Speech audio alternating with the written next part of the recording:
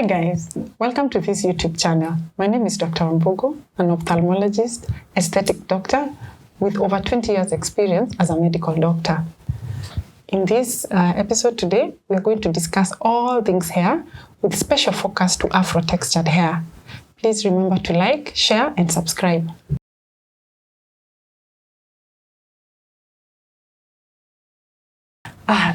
I've grown my hair for the last 3 years, actually exactly 36 months. It has grown to this length, but it should actually be longer. It should be longer considering that African hair grows as fast as other Caucasian hairs. But most people think that African hair grows slower or it actually does not grow. But it grows at a rate of, surprisingly, it grows at the rate of 1.25 centimeters per month. And if you do the math, it will grow to about 15 centimeters for the year, like for 12 months. So in actual sense, my hair is supposed to be 15 times 3. That is 45 centimeters long. But why doesn't my hair? So I should have this long cascade, it should have a lot of length. So why is my hair not like that? And yet I haven't trimmed my hair.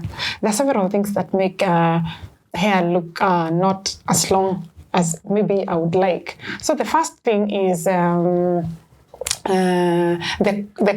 African hair shrinks a lot. It can shrink to up to like over 50% of its length. That's because African hair has tight coils. It's tightly coiled, more like a spring. The spring that's found inside a pen, some pens. So it's very, very tightly coiled, as opposed to Caucasian hair, which is very straight. Although you'll find some African hair is in between. It has these large waves. So these tight coils lead to shrinkage. So it's difficult to appreciate the length because instead of falling straight on your face or to your shoulders, it will shrink up to your scalp. The second thing is fragility. Afro hair is very prone to breakage. It's prone to breakage, one, because the coils have very tight bonds. So it forms knots and weak points, which end up breaking off. So it will tend to be shorter. That's why instead of 45 centimeter, my hair is about half of that, because there's a shrinkage, and the other one, there is the breakage. So it's actually shorter than it should be. And also, it's harder to appreciate the length because it's because of the shrinkage. The other thing that may make you not appreciate the length of the hair is we say it breaks off easily. Why? It tends to be very dry.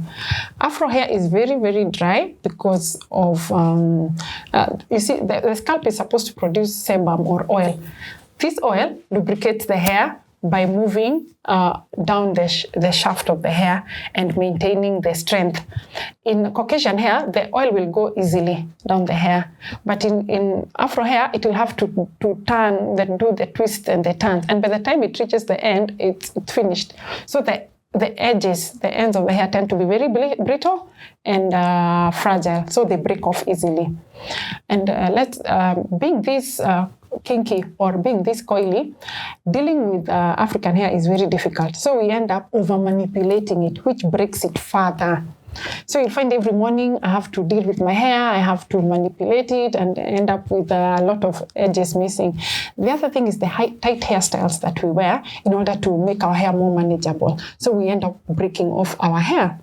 And then, of course, there is what affects everyone across all races: the scalp and hair issues, dandruff and autoimmune conditions and other causes of hair loss, which we will discuss later. There is the hairline breakage, which comes due to the tight braids and coils. So there are a lot of issues that lead to Afro hair not looking as long as Caucasian hair. It's not the fact that it does not grow, because it grows at the same rate. It's because it breaks off a lot, and also it shrinks a lot, making it look shorter. So that's the reason.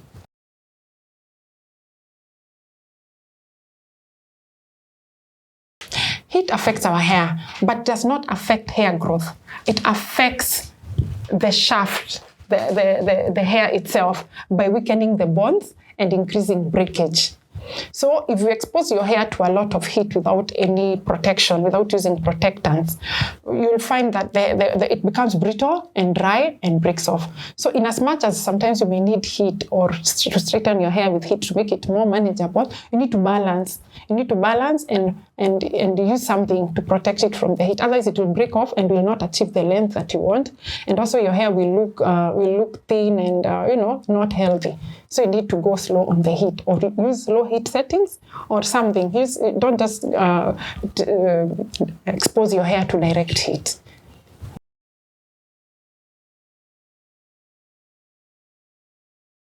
So that's all. How you deal if you want your hair to grow, or let me not use growing. If you want your hair to gain more length, or to look longer, or to look healthier, you do what you call gentle handling. Handle your hair gently. Don't comb it, like forcefully comb off the knots. African hair is very prone to knotting and tangling. Be very gentle when disentangling the hair. Use your fingers. Use wide tooth combs.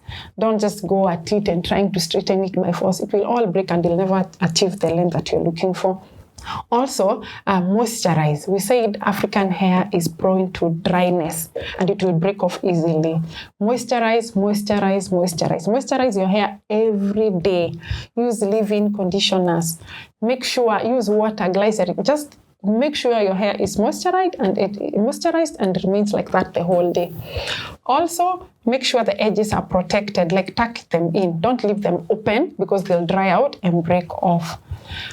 Protective hairstyles. What protective hairstyles do, let's say something like cornrows, they prevent you from manipulating your hair every day.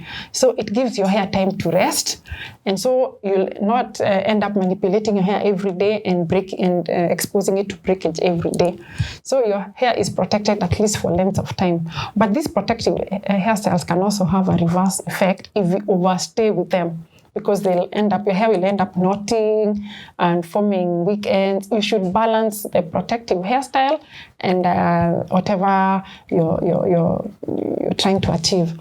Also, when you sleep, beware that the way you sleep can also affect your hair. If you sleep on maybe pillows that are made up of cotton, let's say, for example, it will dry out your hair. It will dry out your hair by absorbing all the moisture and oil from your hair. So you will end up being brittle and dry. Also, it can lead to the rubbing can end up knotting your hair. So you need something that is smooth and that will not absorb all the moisture from your hair. So use something like satin. Use a satin pillowcase or a satin bonnet to protect your hair at night. Something else you can do, treat the common causes of hair loss. Dandruff. If you notice you're losing hair, don't overdo with the cosmetic products, over-the-counter products. Just seek treatment for any condition that looks like it's leading to hair loss. Please remember to like, share, and subscribe.